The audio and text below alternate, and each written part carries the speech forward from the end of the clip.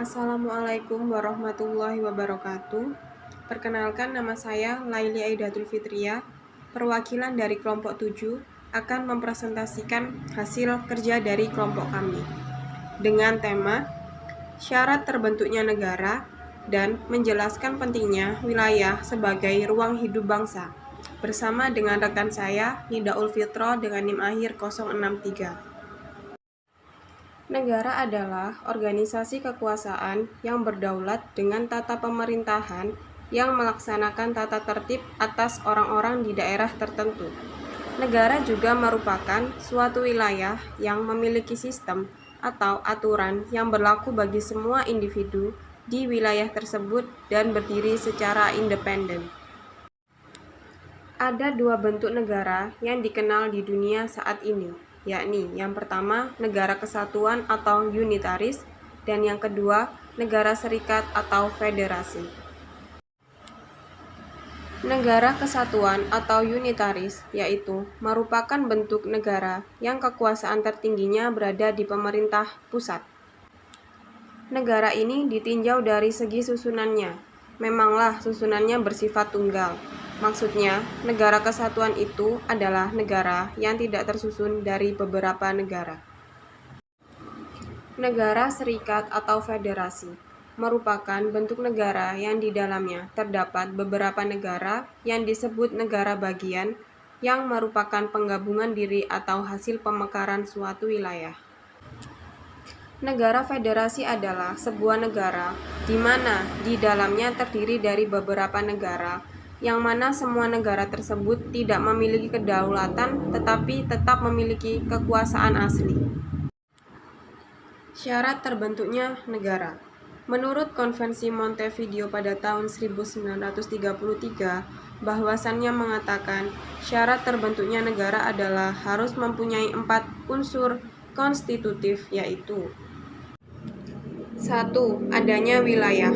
Wilayah merupakan syarat utama terbentuknya suatu negara yang terdiri dari wilayah daratan, wilayah lautan, wilayah udara, yang termasuk dalam ekstrateritorial yang mempunyai batasan tertentu. Batas teritorial suatu negara sebagai berikut. A. Batas alam adalah wilayah negara yang berupa danau, gunung, sungai, selat, laut. B. Batas buatan, yaitu wilayah negara yang memiliki pembatas seperti tembok, jalan raya. C. Batas astronomi adalah berupa garis lintang dan garis bujur. D. Batas perjanjian. Batas ini dapat berupa konvensi, traktat, misalnya Konvensi Hukum Nasional. Yang kedua, rakyat. Suatu negara bisa menjalankan pemerintahannya jika terdapat rakyat. Rakyat merupakan sekumpulan orang yang tinggal di negara tersebut dan mematuhi hukum yang berlaku. Unsur rakyat ini sangat penting sehingga harus ada dalam pembentukan sebuah negara. Rakyat juga didedikasikan sebagai unsur pertama sebagai syarat berdirinya suatu negara. Yang ketiga adalah pemerintahan yang berdaulat. Pemerintahan yang berdaulat adalah pemerintahan yang mempunyai suatu kekuasaan tertinggi untuk mengamankan, mempertahankan, mengatur, dan melancarkan tata cara penyelenggaraan pemerintahan secara penuh. Yang keempat adalah pengakuan dunia internasional. Dengan adanya pengakuan dunia internasional, suatu negara bisa menjalin kerjasama internasional bersama dengan negara-negara lain.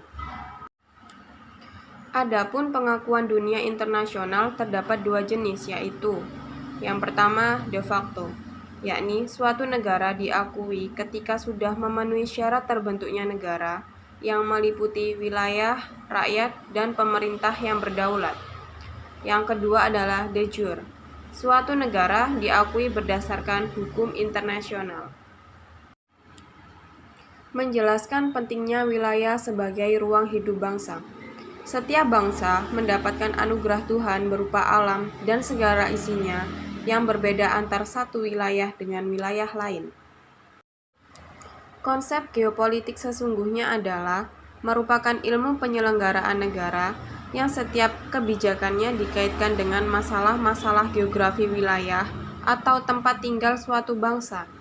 Negara Indonesia memiliki unsur-unsur kekuatan sekaligus kelemahan. Kekuatannya terletak pada posisi dan keadaan geografis yang strategis dan kaya sumber daya alam.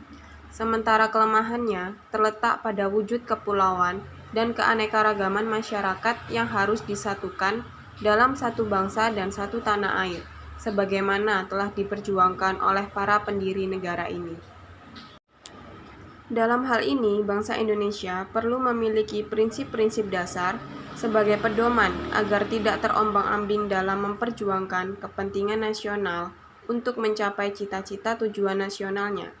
Salah satu pedoman bangsa Indonesia adalah wawasan nasional yang berpijak pada wujud wilayah Nusantara sehingga disebut dengan wawasan Nusantara. Salah satu kepentingan nasional Indonesia adalah bagaimana menjadikan bangsa dan wilayah ini senantiasa satu dan utuh. Kepentingan nasional itu merupakan turunan lanjut dari cita-cita nasional, tujuan nasional maupun visi nasional. Sekian presentasi dari kelompok kami. Apabila ada salah kata atau hal yang kurang mengenakan, kami memohon maaf sebesar-besarnya. Wassalamualaikum warahmatullahi wabarakatuh.